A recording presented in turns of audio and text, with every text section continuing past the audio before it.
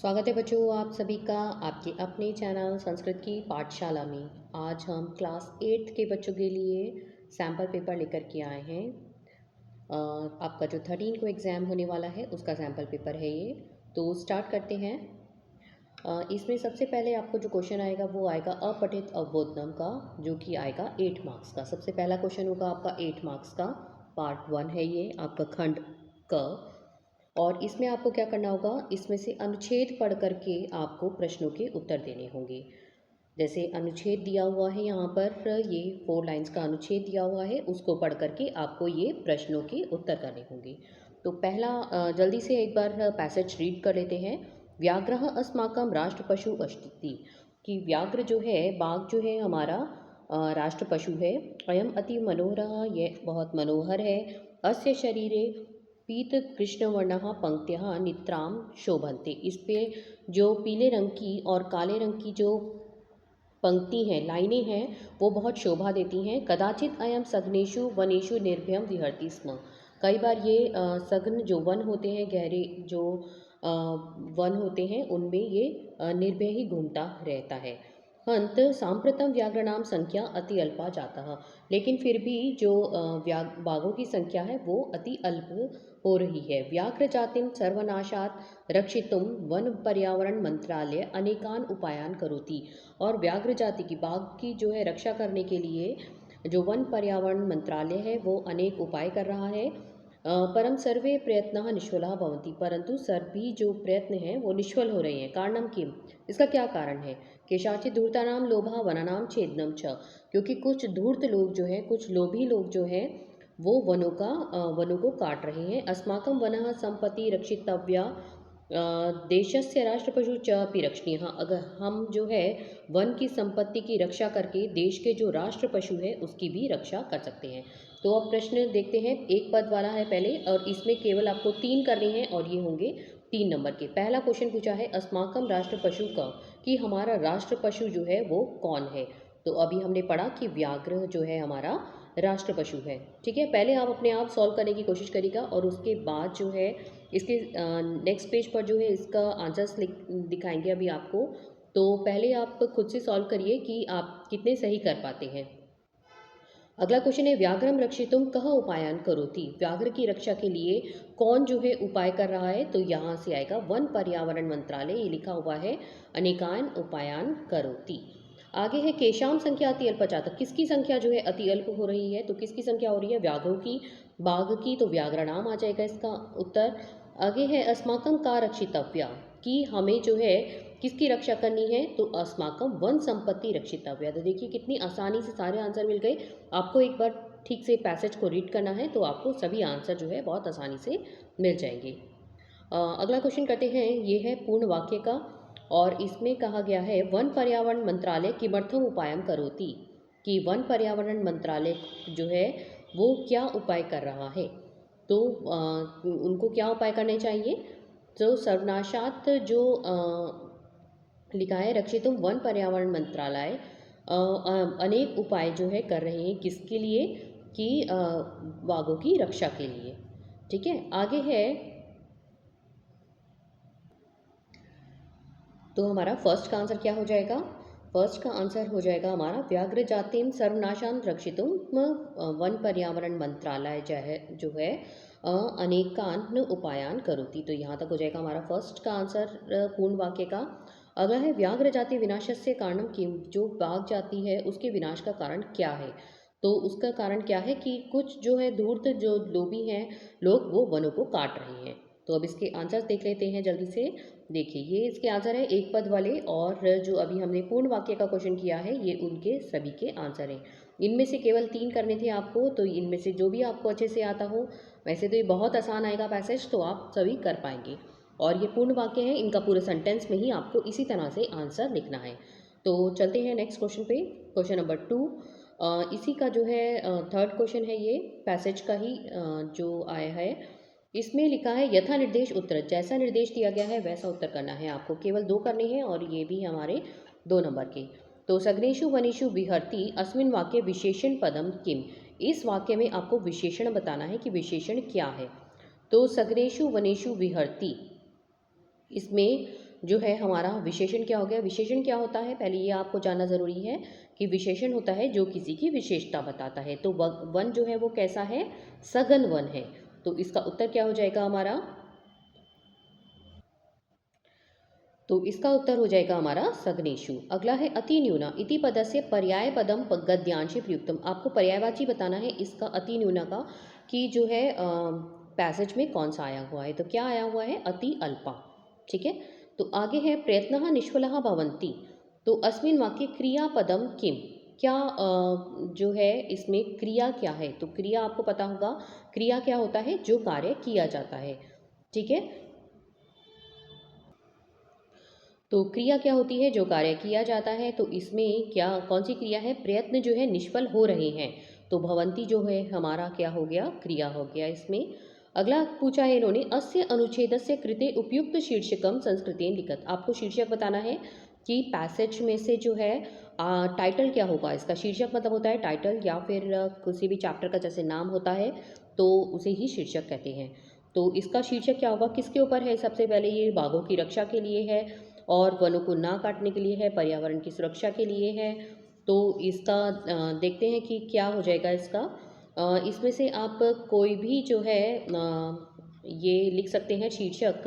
व्याघ्र भी लिख सकते हैं कि बाघों के ऊपर है, क्योंकि ये अस्माकम राष्ट्र पशु भी लिख सकते हैं क्योंकि हमारे राष्ट्र पशु के ऊपर है। और राष्ट्र पशु रक्षणीय, कि राष्ट्र पशु की रक्षा करनी, रक्षा जो है। तो इनमें से कोई भी टाइटल हो सकता है। तो कोई भी आप एक लिख सकते हैं इसमें से, जो भी आपको उस समय समझ आ रहा हो। और शीर्षक एक बात याद रखिएगा, जिस चीज़ के ऊपर पूरा पैसेज बेस्ड है उसी के वो ही जो है हमारा शीर्षक होता है। और शीर्षक एक या दो शब्द का ही होता है। यथा निर्देश वाले क्वेश्चन के आंसर है ये सग्नेशु, अति अल्पा और भवंती, ये आपको बता चुके हैं। अगला करते हैं क्वेश्चन नंबर 2। ये है हमारा खंड ख आ गया अभी। और इसमें हमें रचनात्मक लेखन 12 अंक का है ये हमारा। और पहले वाला जो खंड क था वो 8 मार्क्स का था। तो इसमें आपको चित्र को देख करके और 4 वाक्य लिखने हैं। तो चित्र देख रहे होंगे कि एक बगीचे का चित्र है, जहाँ पर पेड़ पौधे आपको दिख रहे हैं, और कुछ बच्चे जो हैं ये रोड पर चल रहे हैं, और कुछ जो है पीछे आ रहे हैं। तो देखते हैं, आपको ये मंजूषा की हेल्प से जो है सेंटेंसेस बनाने हैं, और केवल 4 बनाने हैं, छोटे छोटे वाक्य बनाने हैं, जिससे कि नंबर जो है आपके कटे नहीं। तो तो कोई भी 4 वाक्य बना सकते हैं। जैसे इस मंजूषा में लिखा है उद्यानम। उद्यानम मतलब होता है बगीचा। प्रातः चलनम मतलब सुबह चलना। जनः मतलब लोग। लाभदायक होता है एक वृक्ष। लघु बालिका, इसमें छोटी बालिका दिख रही है स्वास्थ्य के लिए। और मध्य मतलब बीच में। तो वाक्य बनाते हैं जल्दी से। इसमें कोई 4 वाक्य बनाने हैं, लेकिन हमने आपके लिए 7 वाक्य बनाए हैं। तो इदम चित्रम उद्यानस्य अस्ति। सबसे पहले आप ये बता देंगे किस चीज़ का चित्र है, उद्यान का चित्र है। तो इदम चित्रम उद्यानस्य अस्ति, उद्यान का चित्र है ये। अस्मिन् चित्रे जनः सन्ति, इसमें जो है लोग हैं। अगला सेंटेंस बनाते हैं। जैसे इसमें लोग हैं, तो अस्मिन् चित्रे जनः सन्ति, इस चित्र में जो है लोग हैं। थर्ड सेंटेंस है चित्रे जनः प्रातः चलनम कुर्वन्ति। चित्र में जो है लोग जो हैं सुबह चल रहे हैं। प्रातः चलनम लाभदायक भवति, और प्रातः सुबह चलना जो है वो लाभदायक होता है। अगला है मार्गे जनाः चलन्ति। मार्ग में जो है लोग चल रहे हैं। चित्रे एकः वृक्षः अपि अस्ति। चित्र में जो है एक वृक्ष भी है। इदम चित्रम सुमनोहरम अस्ति, और ये चित्र कैसा है, मनोहर है, सुंदर है। ये लाइन नहीं है इसमें, ये वर्ड नहीं दिया हुआ है, लेकिन आप किसी भी चित्र वर्णन में ये जो है जोड़ सकते हैं कि चित्र जो है बहुत सुंदर है। ठीक है। तो इस तरह से हमने ये 7 सेंटेंस बनाए हैं, लेकिन आपको एग्जाम में केवल 4 सेंटेंसेस बनाने हैं, और ये होंगे 8 मार्क्स के। नेक्स्ट क्वेश्चन करते हैं। क्वेश्चन नंबर 3 है ये। इसमें आपको क्या करना है, इसमें आपको क्वेश्चन नंबर 3 में आपको क्या करना है, 4 मार्क्स का है ये। मंजुषातः उचित पदानि चित्वा संवादम पूर्यत। आपको संवाद पूरा करना है, और मंजुषा की हेल्प से करना है, और ये होगा 4 मार्क्स का। 1 मार्क का एक है ये। तो पहला है राधिका, अयि विशाखे अहम मम विद्यालय, जो आज मेरे विद्यालय का क्या है, वार्षिकोत्सव। वार्षिकोत्सव क्या होता है, एनुअल फंक्शन। आगे है विशाखा किम तत्र एव त्वमित्राणि अपि भविष्यन्ति, कि क्या वहाँ तुम्हारे मित्र भी आएंगे। राधिका कहती है हाँ, तत्र अहम पुरस्कारम, पुरस्कार मतलब कोई भी प्राइज़ अभी प्राप्तम करिष्यामि, भी प्राप्त करेंगे, पुरस्कार भी मिलेगा वहाँ पर। विशाखा कहती है अति सुंदरम, बहुत सुंदर, तो अति शोभनम भी आ सकता है, ये शोभनम आएगा इसमें यहाँ पर, तो थर्ड नंबर पे आएगा हमारा शोभनम। सच्ची भूयम अहम अपि आगच्छामि, कि मैं भी वहाँ पर आऊँगी। राधिका कहती है शीघ्रम आगस्तु, शीघ्र आना, अहम प्रतीक्षा करूँगी, कि मैं जो है प्रतीक्षा करूँगी, तो 4 नंबर पे आ गया हमारा करूँगी। तो इस तरह से ये संवाद आपको पूरा करना था मंजूषा की हेल्प से। आगे आता है हमारा क्वेश्चन नंबर 4। आगे नेक्स्ट क्वेश्चन है हमारा क्वेश्चन नंबर 4। इसमें क्या करना है, अधोलिखित पदानाम संधि संधि विच्छेदम व कृत्वा लिखत, संधि या संधि विच्छेद करके आपको लिखना है, और केवल 3 करने हैं, और इसमें 3 नंबर के हैं ये। तो इसमें ये जो ब्लैंक दिया हुआ है, इसमें जैसे जहाँ प्लस का साइन है वहाँ आपको जोड़ करके लिखना है, और जैसे ये शब्द दिया हुआ है तो यहाँ पर आपको तोड़ करके लिखना है। तो किस तरह से करेंगे इसको देखते हैं। तो देखिए किस तरह से करेंगे इसको। जैसे यहाँ पर नर प्लस अधिपस्य लिखा है, तो हमने जोड़ करके क्या लिख दिया, इसका हो गया नरा अधिपस्य। तो अ और अ मिलकर के क्या हो गया, आ हो गया, और ये हमारा हो गया नरा अधिपस्य। आगे है नग प्लस आरोहणम, को क्या होगा, यहाँ पर ये नगारोहणम आपको दे रखा है, और आपको इसको तोड़ करके लिखना है। तो नग नग आरोहणम, जब आप इसको प्रोनाउंस करेंगे, जब आप बोल करके देखेंगे, तो आपको पता चल जाएगा कि इसको किस तरह से तोड़ना है। तो नग आरोहणम इस तरह से आ जाएगा। आगे है करगदो उद्योगी, करगद उद्योगी, करगद उद्योगी, अगर आप 2-3 बार बोलेंगे तो आपको पता चल जाएगा कि इसको किस तरह से इसको संधि विच्छेद करना है। तो करगद और उद्योगी आ जाएगा इसका उत्तर। बहुत आसान होता है, इसमें 3 में से 3 आपके नंबर पूरे आएंगे। कुत्र प्लस अपि, तो अ और अ मिलके जैसे यहाँ पर आ हुआ, तो इस तरह से यहाँ पर भी हो गया हमारा कुत्रापि। ठीक है, तो ये आपको 3 में से 3 मार्क्स यहाँ पर पूरे मिलेंगे अगर आप थोड़ा सा ध्यान से करेंगे। नेक्स्ट क्वेश्चन करते हैं, क्वेश्चन नंबर 5। क्वेश्चन नंबर 5 में क्या करना है वो देखते हैं कि प्रकृति प्रत्यय संयोज्य विभज्य वालिकत, संयोग करके या तोड़ करके आपको इसमें लिखना है। केवल 3 करने हैं, और ये होंगे आपके 3 नंबर के, एक एक नंबर का एक है। तो जैसे लिखा है गन प्लस तुमन, तो देखिए एग्जाम्पल में भी दिया हुआ है आपको कि तुमुन, तुमुन शब्द का क्या शेष बचता है, केवल तुम शेष बचता है, और अगर ये त्वा प्रत्यय होगा तो इसका केवल त्वा शेष बचता है। ठीक है, तो 2 प्रत्यय हैं और इनको ध्यान से पढ़ लेना है। तो कृत्वा, कृत्वा लिखा है जैसे, तो इसको तोड़ करके क्या लिखेंगे, कृ, और प्लस में आ जाएगा त्वा, त्वा कैसे लिखेंगे, ऐसे। लेकिन इसका शेष क्या बचता है, केवल आपको ये नज़र आएगा शब्द के पीछे। ठीक है, तो ये वाला ध्यान रखना है कि त्वा होगा तो आपको लिखना ऐसे है, आधा क, आधा त और वाह, लिखना आपको ऐसे है एग्जाम में। आगे आता है खेली तुम, तो यहाँ पर तुम देख रहे हैं, तो इसमें कौन सा प्रत्यय हो गया हमारा, तुमुन प्रत्यय, खेल प्लस तुमुन, और पट्ठी प्लस तुमुन। ठीक है, तो पठ प्लस तुमुन हो गया। आगे है खाद प्लस त्वा। ठीक है, तो कितना आसान है, बस त्वा और तुमुन, बस ये याद रखना है कि त्वा का जो है त्वा शेष बचेगा, और तुमुन का जो है तुम शेष बचेगा लास्ट में। आगे आते हैं क्वेश्चन नंबर 6 पर। इसमें क्या करना है आपको, उचित अव्यय पद लिखना है, अव्यय रिक्त स्थान में भरने हैं, इनमें से भी कोई 3 करने हैं आपको, और ये भी 3 मार्क्स का है। तो जैसे पहला है सत्यम एव जयति, एव मतलब क्या होता है, ही। ठीक है, तो सत्यमेव जयते आपने बहुत बार सुना ही है, हमारे एम्बलम पर लिखा होता है। आगे है विद्याम विना जीवनम व्यर्थम, विद्या के बिना जीवन क्या है, व्यर्थ है। तो इसमें क्या आ गया हमारा, बिना आ गया सेकंड में। रामः लक्ष्मणः च का अर्थ क्या होता है, और, तो और इसमें तो थर्ड नंबर पे क्या आ गया हमारा, च। राम और लक्ष्मण क्या है, भाई हैं।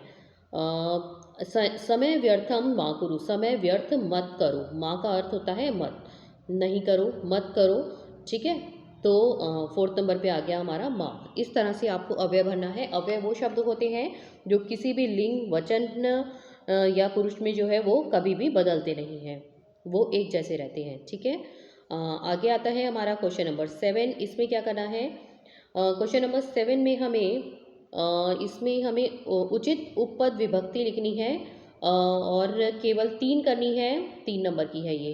तो पहला क्या है, डैश परितः वृक्षः सन्ति, तो किसके परितः मतलब होता है चारों ओर वृक्ष हैं, किसके चारों ओर वृक्ष हैं, विद्यालयम, तो क्या आ जाएगा इसका, स वाला सही हो जाएगा, विद्यालय के चारों ओर क्या है, वृक्ष हैं। आगे है अहम डैश सह विद्यालयम गमिष्यामि, मैं किसके साथ विद्यालय जाऊंगा, मित्र के साथ, तो मित्रेण। स के योग में क्या आती है, तृतीया, और इसका हो जाएगा मित्रेण। ठीक है, आगे है डैश नमः, तो डैश नमः में क्या आएगा, नमः के साथ देवाय नमः। आगे है डैश अभितः नदी बहती, तो ग्रामम अभितः नदी बहती, गांव के समीप जो है क्या है, नदी बहती है। ठीक है, तो क्वेश्चन नंबर 7 बहुत आसान है, ये सारे ही क्वेश्चंस अगर आप ध्यान से करेंगे तो बहुत अच्छे नंबर आएंगे आपके। आगे है क्वेश्चन नंबर 8, इसमें क्या करना है, उचित शब्द रूपाणी चित्वा रिक्त स्थानानि पूर्यत, आपको रिक्त स्थान भरने हैं, इसमें केवल 3 करने हैं, ये भी 3 मार्क्स के हैं आपकी। तो जैसे ये आपको यहाँ पर ब्रैकेट्स में जो 2 वर्ड्स दिए हुए हैं इनमें से कोई एक सही है, वो आपको लिखना है। तो छात्रः कलमेन लिखति, छात्र किससे लिखते हैं, कलम से लिखते हैं, तो क्या आ गया हमारा पहले में कलमेन, फर्स्ट ये वाला सही हो गया। आगे है सेकंड, मम कक्षायाम चत्वारिंशत् छात्राः सन्ति, मेरी कक्षा में कितने छात्र हैं, चत्वारिंशत् 40 छात्र हैं, तो कक्षायाम जो है इसमें सही हो गया। आगे है वने ऋष्यः डैश च निवसन्ति स्म, वन में जो है ऋषि मुनि जो है, ऋषि और मुनि निवास करते हैं, तो क्या आ गया हमारा मुन्यः।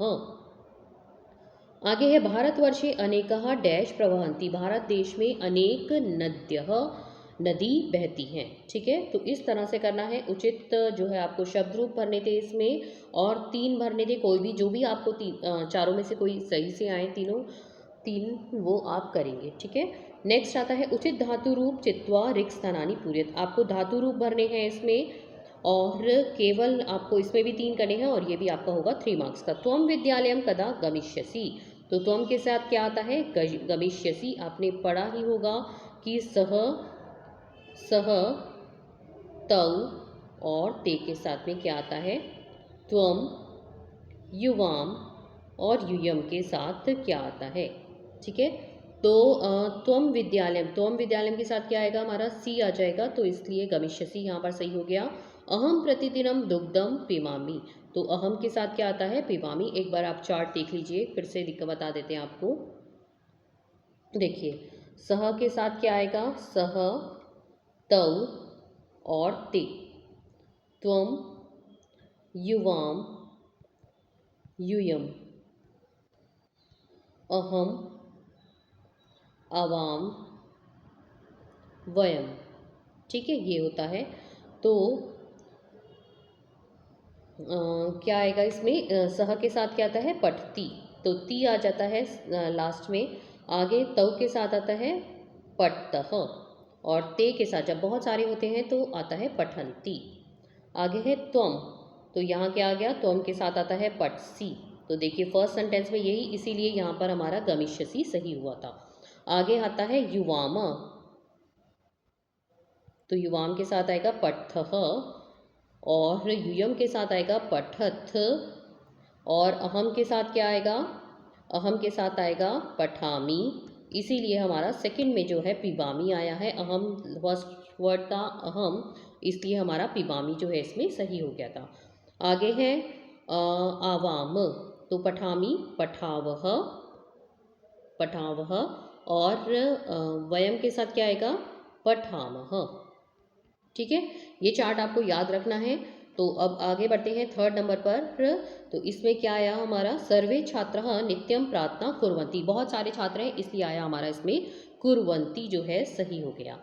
वयम भारत देशे, अब देखिए यहाँ पर वयम आया है इसलिए हमारा क्या आएगा, वसामः, अभी आपको बताया क्या आएगा, आमः आ जाएगा लास्ट में वयम के साथ में, तो वयम भारत देशे वसामः। ठीक है, तो इस तरह से आपको करना है, तो यहाँ पर आपके 6 मार्क्स जो है पूरे आएंगे, अगर आप थोड़ा सा ये चार्ट जो अभी आपको बताया है इसको याद कर लेंगे। आगे आता है क्वेश्चन नंबर 9, ये आपके बुक के क्वेश्चंस होंगे, और ये मार्क्स होंगे इसके 22 मार्क्स का है आपका बुक का पोर्शन जो है, तो इसमें भी आपको पैसेज दिया जाएगा, और पैसेज को पढ़ करके आपको प्रश्नों के उत्तर देने होंगे। तो पहला जो है प्रश्न आता है, फटाफट से एक बार पैसेज पढ़ लेते हैं जिससे कि आपको अच्छे से समझ आ जाए। पूर्व दिशायाम उदिते सूर्य, पूर्व दिशा से उदित होता है और पश्चिम दिशा में अस्त होता है। यह संसार में देखा जाता है। परम न अनेन अवबोध्यम अस्ति यत् सूर्यो गतिशील अस्ति, लेकिन न पहले जो है ये लोग नहीं जानते थे कि जो है सूर्य जो है, ये माना जाता था कि सूर्य जो है वो एक ही जगह पर अचल है, वो एक ही जगह पर रहता है।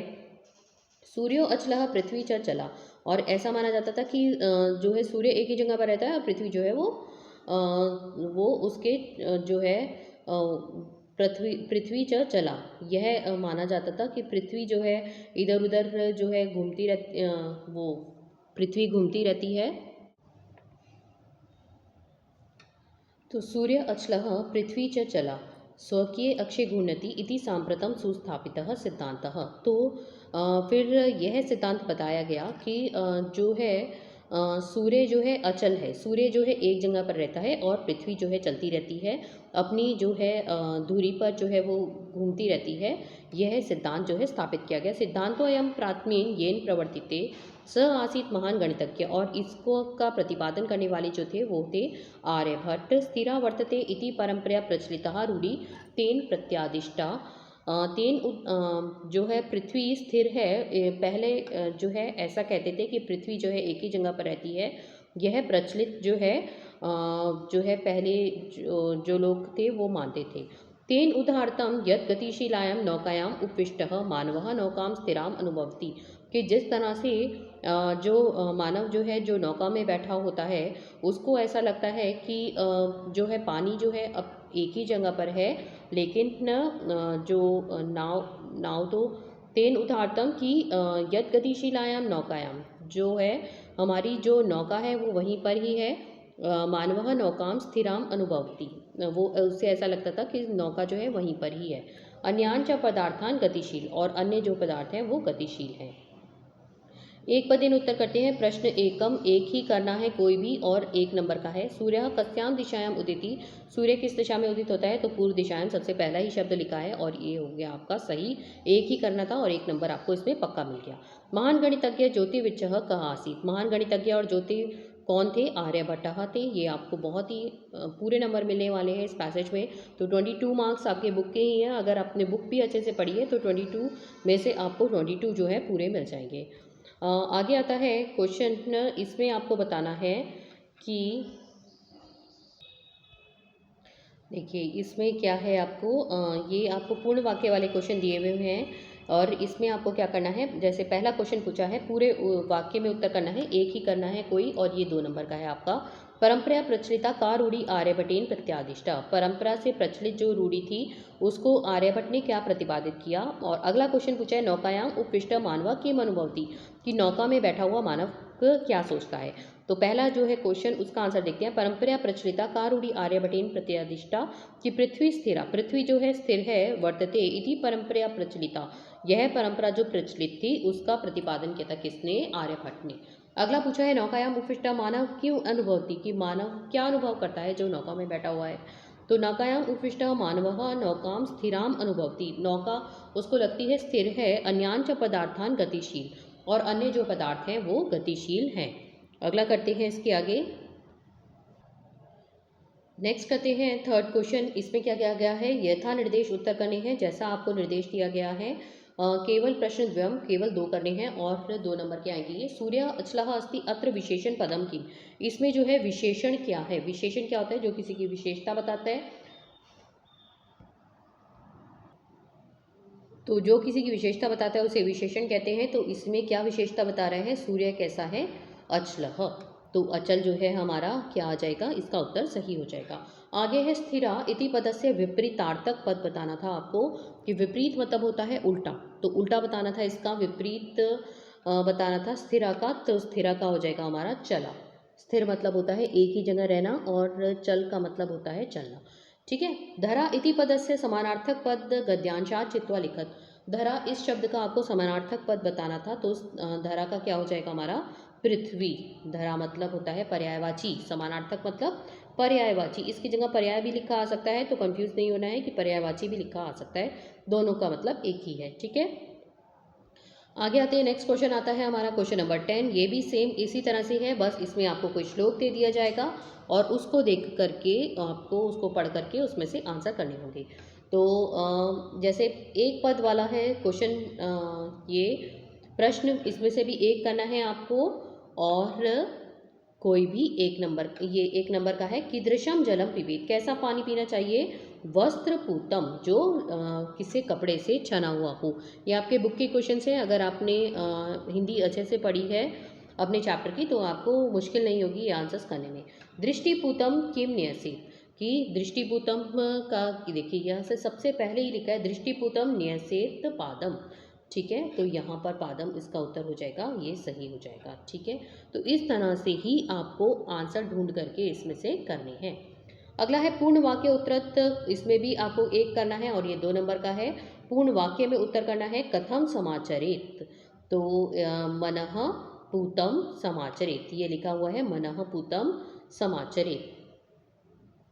आगे है सत्यपूताम कीदृशम वाचम वदेत, कैसा वाणी जो है बोलनी चाहिए? सत्यपूताम वाचम वदेत, कि सत्य जो है, सत्य वाणी जो है, सत्य वचन जो है हमें बोलने चाहिए। तो आगे करते हैं, इसका नेक्स्ट क्वेश्चन भी है इसका, इसमें भी यथा निर्देश उत्तर जैसे अभी पहले किया था वैसा ही है ये। वस्त्रपूतम जलम पिबेत अत्र क्रियापदम किम, इसमें जो है क्रिया क्या है? तो क्रिया क्या होती है अभी आपको बताया था। तो वस्त्र पीना जो है इसमें क्रिया है, तो इसलिए पिबेत जो है इसका उत्तर सही हो जाएगा। आगे है चरणम इति शब्द से किम पर्याय पदम अस्मिन् श्लोके प्रयुक्तम, चरणम इसका जो है पर्यायवाची आपको बताना है। तो पर्यायवाची क्या होता है अभी आपको बताया कि समानार्थक या पर्यायवाची एक ही अर्थ, जिसके एक ही अर्थ होते हैं। तो चरणम का क्या हो जाएगा? पादम, पदम मतलब चरण। ठीक है, प्रदत्त विकल्पेभ्य विशेषण पदम चिन्हुत, विशेषण इसमें आपको चुनना है। तो वदेत सत्यपुताम और पादम में से इसमें क्या हो जाएगा विशेषण? तो इसमें हो जाएगा सत्यपुताम। नेक्स्ट जो है क्वेश्चन नंबर 11 पे आ गए, और इसमें हमें क्या करना है? क्वेश्चन नंबर 11 में भी सेम है, बस ये नाटक का अंश है आपका। तो आपको अपने चैप्टर्स जो है अच्छे से पढ़ लेने हैं टर्म 2 के, तो जो भी आपके नए चैप्टर्स हैं वो अच्छे से पढ़ लेने हैं। तो ये है हमारा अध्यापिका छात्रा की जो संवाद है, जिसमें कि बताते हैं कि कितने राज्य होते हैं। सप्तभगिनी वाला चैप्टर है ये हमारा। तो इसको आप अपने जो है बुक से या फिर हमारी वीडियोज़ आप देख सकते हैं, इसमें हमने हिंदी बताई हुई है। तो एक पदेन उत्तर करते हैं जल्दी से। केवल प्रश्न एक ही प्रश्न करना है केवल, और ये भी आपका होगा 1 नंबर का। तो कह कम देशस्य राजा नाम विशेष विषय ज्ञातुम इच्छन्तः, कौन जो है देश के राज्यों के बारे में जानने के इच्छुक हैं? तो छात्र जो है जानना चाहते हैं अपनी अध्यापिका से। आगे है ख पंचविंशति राज्यानि सन्ति, कि 25 राज्य होते हैं, इति का वदति। तो देखिए यहाँ पर लिखा है, सिल्वी कह रही है नहीं नहीं महाभागे पंचविंशति राज्यानि सन्ति, की 25 राज्य होते हैं, ऐसा जो है किसने कहा है? सिल्वी ने कहा है। तो इसका उत्तर हो जाएगा सिल्वी। ठीक है, अगला करते हैं पूर्ण वाक्य वाला प्रश्न है आगे। इसमें क्या पूछा है? स्वरा मध्य एवं किम कथ्यति, स्वरा के मध्य में जो है स्वरा मध्य स्वरा जो है मध्य एवं किम कथ्यति, यह किसने कहा है? महोदय मे भगिनी कथ्यति, मेरी बहन कहती है, यत् अस्माकं देशे अष्टाविंशति राज्यानि सन्ति, कि हमारे देश में 28 राज्य हैं। सायरा अध्यापिकम कति राज्यानि वदति, सायरा जो है अध्यापिका को कितने राज्य बताती है? सायरा अध्यापिकाम चतुर्विंशति राज्यानि वदति। देखिए इनके आंसर देख लेते हैं। देखिए यहाँ पर लिखा हुआ है कि सबसे पहले जो है अभी पढ़ा था कि देखिए स्वरा ने कहा था कि महोदय मे भगिनी कथ्यति, कि हमारे देश में 28 राज्य हैं। अगला था कि जो है कौन कहता है कि देखिए क्या क्वेश्चन था कि अध्यापिकाम कति राज्यानि वदति, यह कौन कहता है? कि कितने राज्य हैं? तो चतुर्विंशति। अभी देखिए ये लिखा है कि सायरा कहती है कि चतुर्विंशति महोदय। तो इस तरह से आपको आंसर ढूंढ लेने हैं। बहुत ही छोटे से पैसेज या नाटक के जो अंश आते हैं वो बहुत छोटे आते हैं, तो आप आसानी से जो है आप क्वेश्चंस के आंसर जो है कर पाएंगे।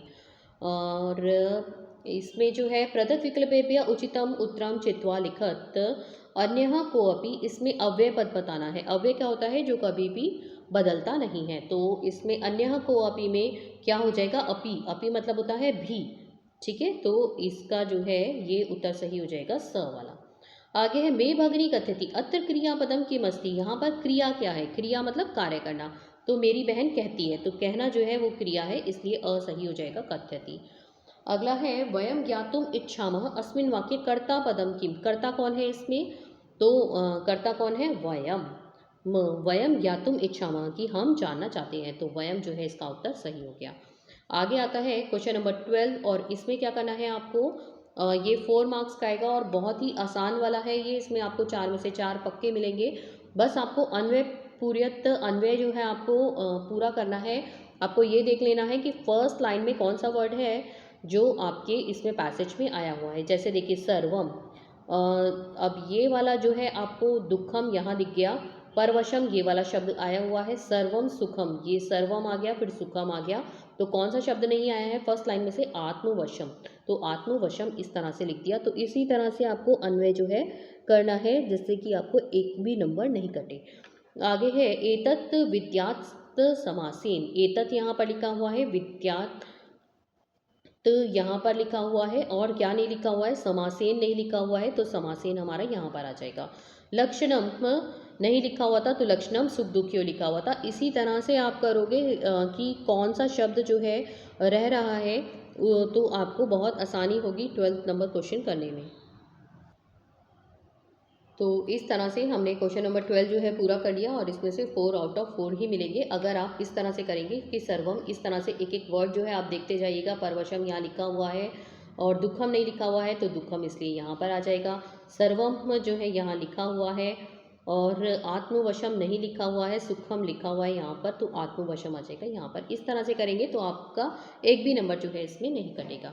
आगे लास्ट क्वेश्चन है हमारा क्वेश्चन नंबर 13। इसमें समानार्थक पद लिखने हैं। समानार्थक मतलब अभी आपको बताया पर्यायवाची। तो जगती का क्या हो जाएगा? हमारी संसारी। जगत मतलब होता है संसार, तटनी मतलब होता है नदी, और चक्षुषा मतलब होता है नेत्रेण। तो यहाँ पर हमने जो है अपना सैम्पल पेपर जो है पूरा कर लिया है। पूरा सैम्पल पेपर आपको समझा दिया है अच्छे से। आप एक दो बार देखेंगे इसको, और अपने चैप्टर्स की हिंदी ज़रूर पढ़ के जाइएगा, जिससे कि आपका कोई भी आंसर जो है गलत नहीं हुए।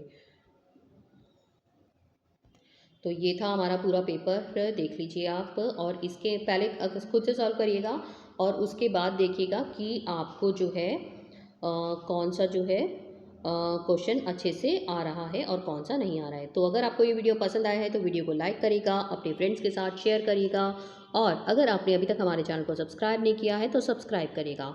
नेक्स्ट वीडियो में मिलते हैं।